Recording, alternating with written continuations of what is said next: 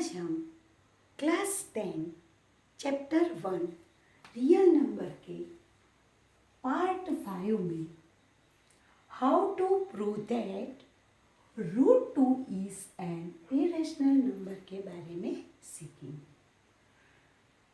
Late root 2 be a rational number. हम irrational prove करना है तो हम एज्यूम कर लेते हैं। क्या एज्यूम करते हैं कि मान लो कि रूट 2 जो है वो रेशनल नंबर है। It implies that root 2 equal to P by Q. अगर रेशनल नंबर है तो रेशनल नंबर के तो पी बाई क्यू फॉर्म हमें मिल सकता है। तो हम लिख सकते हैं root 2 equal to P by Q. वे पी और क्यू जो नंबर होते हैं वो कोप्राइम्स इंटीजर और क्यू डिनोमिनेटर कभी जीरो हम एज्यूम नहीं कर सकते। तो q is not equal to 0. It implies अब root 2 equal to P by Q तो बोथ आर स्क्वायरिंग, दोनों बार जगह स्क्वायर करते हैं तो क्या मिलेगा 2 equal to P square upon Q square. It implies that P square equal to क्या हो जाएगा, क्यू इधर है क्यू स्क्वायर इधर आ जाएगा तो 2 इंटू क्यू स्क्वायर। अब P square equal to 2q square होता है। इसका मतलब क्या हुआ कि भाई जो पी स्क्वायर है वो उसका एक फैक्टर 2 है और दूसरा है q स्क्वायर। ऐसा होता है ना, हम देखते हैं कि 6 इक्वल टू 2 3 6 लिखते हैं तो ये जो 2 है वो 6 का एक फैक्टर होता है ना, इसका जो फैक्टर होता है उससे तो हम डिवाइड कर सकते हैं। इसका मतलब ये हुआ कि जो 2 है वो p का क्या है, पी स्क्वायर का डिविजिबल है। It implies that P square is divisible by 2। अब एक थियरी में हमने पढ़ा था कि पी स्क्वायर 2 से अगर डिविजिबल है तो पी भी डिविजिबल होगा 2 से। उसको हम समझते हैं। कैसे समझते हैं देखते हैं कि भाई देखो यहाँ यही नंबर से कुछ समझते हैं कि मान लो स्क्वायर वाला कोई नंबर ले ले 4 तो 4 इक्वल टू क्या होगा 2 इंटू 2। तो देखो ये 2 इसका डिविजिबल है, ये जो 4 है वो तो स्क्वायर ही है, ये भी तो 2 इंटू 2 ही है।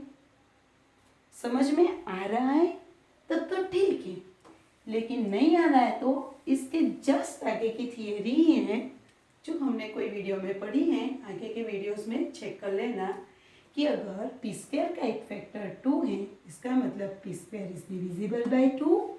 और अगर ऐसा है it implies that P is also divisible by 2। Okay, clear यहाँ तक। अब p इज डिविजिबल बाय 2 को हम इक्वेशन 1 दे देते हैं। अब हम अगर p भी ये 2 से डिविजिबल है ऐसा है तो p के बारे में कोई नया इंटीजर, कोई नया पॉजिटिव इंटीजर सोच सकते हैं। तो नया सोच लो कि भी ले अब p इक्वल टू कोई नया इंटीजर 2 से तो डिविजिबल है तो 2 तो रहेगा ही और कोई नया इंटीजर r लेते हैं। तो r की कंडीशन क्या रहेगी, for some positive integer r p equal to 2r for some positive integer r। Okay, अब p इक्वल टू 2r नया लेते हैं तो दोनों साइड स्क्वायर करें तो क्या हो जाएगा P square is equal to 2 का स्क्वायर 4 और r स्क्वायर।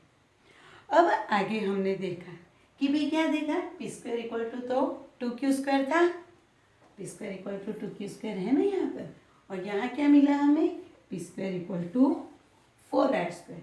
तो पी स्क्वायर और P square left side same है, अलग करते ये दोनों को हम कंपेयर करेंगे तो हमें क्या मिलेगा 2q square equal to 4r square.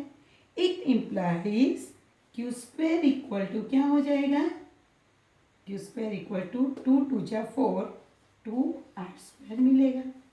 Okay, again से जब P square equal to 2 Q square में क्या था कि भाई P square is divisible by 2, तो P is also divisible by 2। इसी तरह Q square equal to 2r² में Q square is divisible by 2, लिख देते हैं कि Q square is divisible by 2, it means, it implies that q is also divisible by 2। Okay, तो q भी divisible हो गया, इसको हम इक्वेशन 2 दे देंगे। ये 1 था, ये 2 मिला। तो फ्रॉम इक्वेशन 1 और 2 से हमें क्या पता चला, फ्रॉम इक्वेशन 1 एंड 2 हम कौन से नतीजे पे पहुँचे कि भाई हमने ये सोचा कि भाई दोनों ही पी भी और 2 से डिविजिबल हैं और क्यू भी डिविजिबल हैं। तो P and Q both are divisible by 2। ये दोनों इक्वेशन से क्या पता चला कि P and Q are divisible by, अब ये डिविजिबल बाय 2 हमने देखा बाय इक्वेशन 1 और 2 से, लेकिन हमारा जो p और q का जो हमने एज्यूम किया था वो क्या था, तो कि वो तो जो थे वो कोप्राइम इंटीजर थे। क्या है वो, क्या है, कोप्राइम इंटीजर। और अगर ये प्राइम नंबर अगर है तो हमें कॉमन फैक्टर 2 नहीं मिलना चाहिए, यानी कि हमने जो एज्यूम किया था वो बात क्या हो गई, गलत। अगेन ये बात को समझते हैं कि p भी डिविजिबल हुआ बाय 2 से, इसी तरह q भी डिविजिबल हुआ, तो दोनों डिविजिबल हो गए। दोनों डिविजिबल हो गए p एंड q, तो ये p अपॉन q में से कॉमन फैक्टर मिला, और अगर कॉमन फैक्टर निकलता है इसका मतलब तो ये हो गया कि ये प्राइम नंबर नहीं है, क्योंकि प्राइम नंबर होता तो उसका कोई कॉमन फैक्टर नहीं निकलता। तो p and q are divisible by 2 जो मिला उसके कारण हम लिख सकते हैं कि भाई विच आर कॉन्ट्राडिक्ट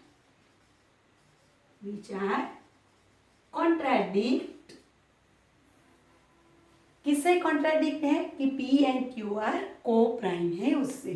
किससे कॉन्ट्राडिक्ट है कि वो कॉन्ट्राडिक्ट होता है p एंड q आर को प्राइम्स, इससे कॉन्ट्राडिक्ट होता है।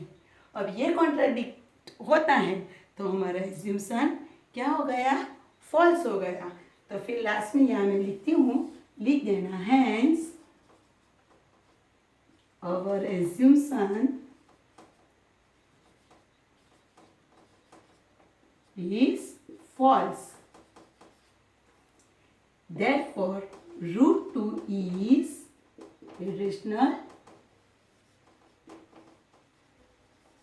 number।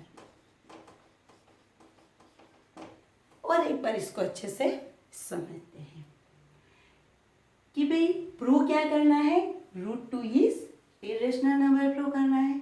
तो हम पहले एज्यूम कर लेते हैं कि ये एज्यूम कर लो कि भाई रूट 2 क्या है, रेशनल नंबर है। अगर रेशनल नंबर है तो उसका हमें रेशनल नंबर का p बाई क्यू फॉर्म मिलेगा। तो root 2 equal to p by Q form ले लिया। फिर बोथ साइड हमने क्या किया, स्क्वायरिंग किया, तो p स्क्वायर हमें 2q स्क्वायर मिला, यानी कि 2 ही एक फैक्टर मिला p स्क्वायर का। p स्क्वायर का एक फैक्टर 2 मिलता है, इसका मतलब क्या हुआ कि p square is divisible by p, तो p is also divisible bye p is divisible by 2, sorry, p square is divisible by 2, it means p is also divisible by 2। तो ये हमारा एक इक्वेशन हमने बना दिया। क्यों ऐसा किया हमने, हमें एक पता चल गया कि भाई p 2 से डिविजिबल है। अब हम कोई तरीके से ऐसा q का एक डिविजिबल 2 हमें अगर मिल जाता है तो हम p बाई क्यू का कॉमन फैक्टर निकाल सकते हैं और हम कॉन्ट्राडिक्शन की ओर चले जाके प्रूव कर सकते हैं। इसलिए हमने क्या किया, अगेन हमने एक एज्यूम्शन ले लिया भाई कि एज्यूम किया कि भाई लेट अगर 2 एक फैक्टर है तो 2 तो वही का वही रहेगा, और पॉजिटिव इंटीजर r के लिए हमने p इक्वल टू 2r ले लिया। अब p इक्वल टू 2r है, बहुत सारे स्क्वायर करते हैं तो p square equal to 4r square, और हमें q स्क्वायर इक्वल टू क्या मिल जाएगा 2r स्क्वायर, और q स्क्वायर 2 से डिविजिबल है, इसका मतलब क्या होगा q भी 2 से डिविजिबल है। और q भी 2 से डिविजिबल मिल गया है तो दोनों p का भी मिल गया डिविजिबल बाय 2 और q भी मिल गया हमें डिविजिबल बाय 2। इसका मतलब क्या हुआ p अपॉन q का एक कॉमन फैक्टर मिल गया, तो इसका मतलब p and q are divisible by, both are divisible by. और अगर ऐसा है तो which are contradict that, contradict किससे हुआ तो कि हमने जो एज्यूम किया था को प्राइम इंटीजर, इससे कॉन्ट्राडिक्ट किया। तो p and q are divisible by 2 which are contradict that p and q are co-primes। p and q are co-primes से वो कॉन्ट्राडिक्ट क्यों हुआ, क्योंकि उसमें कॉमन फैक्टर 2 मिला हमें, इसलिए वो कॉन्ट्राडिक्ट हुआ और हमारा एज्यूशन रॉन्ग हो गया। इसलिए हम कह सकते हैं कि √2 is a rational number. Okay, thank you.